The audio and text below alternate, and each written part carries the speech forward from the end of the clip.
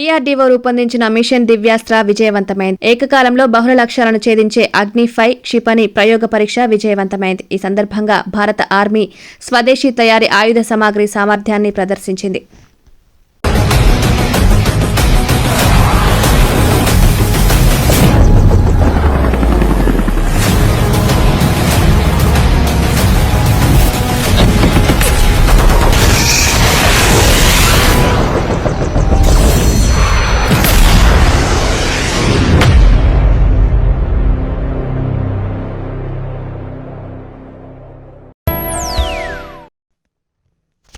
మంగళూరులో తన భర్త, తండ్రి, తనకు స్వంత మామ అయిన 87 సంవత్సరాల వయసు ఉన్న పద్మనాభ సువర్ణను ఇలా వాకింగ్ స్టిక్తో కొట్టి కోడలు ఉమాశంకరి హింసించారు.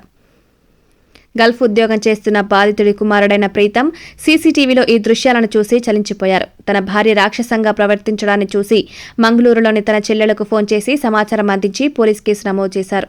కేసు నమోదు చేసిన పోలీసులు ఉమాశంకరిని అరెస్టు చేసి బాధితుడిని ఆసుపత్రికి తరలించారు. మామను హింసించిన ఉమాశంకరి ప్రభుత్వ ఉద్యోగి కావడం విశేషం.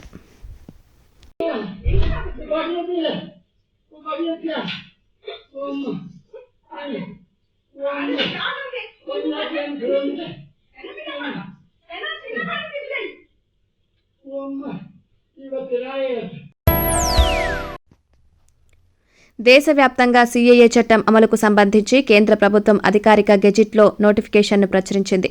దీంతో పౌరసత్వ సవరణ చట్టం అమల్లోకి వచ్చింది. 2019లో పార్లమెంట్ ఉభయ సభల్లో ఆమోదించబడిన పౌరసత్వ సవరణ చట్టం నేటి నుండి అమల్లోకి వచ్చింది. బీఆర్ఎస్ పార్టీకి దెబ్బ మీద దెబ్బ పడుతుంది. ఆ పార్టీకి చెందిన నేతలు ఇటల పార్టీ వైపు చూస్తూ గుడ్ బై చెప్పేస్తున్నారు.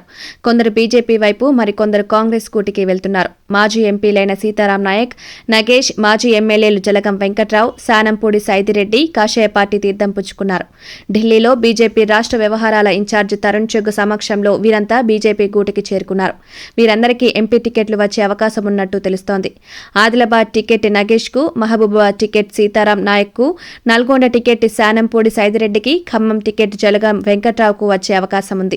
వీరంతా ఎంపీ టికెట్ హామీ మీదే పార్టీ మారుతున్నట్టు సమాచారం.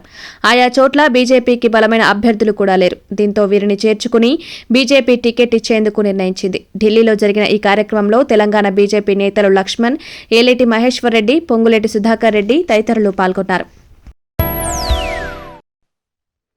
తెలంగాణలో కేంద్ర హోంమంత్రి అమిత్ షా పర్యటించారు. మధ్యాహ్నం 1:20 బేగంపేట విమానాశ్రయం చేరుకున్న షా ఇంపీరియల్ గార్డెన్స్లో సోషల్ మీడియా వారియర్స్ మీటింగ్లో పాల్గొని దిశానిర్దేశం చేశారు. అనంతరం ఎల్బీ నగర్ స్టేడియంలో ఏర్పాటు చేసిన విజయ సంకల్ప సమ్మేళనంలో పాల్గొన్నారు.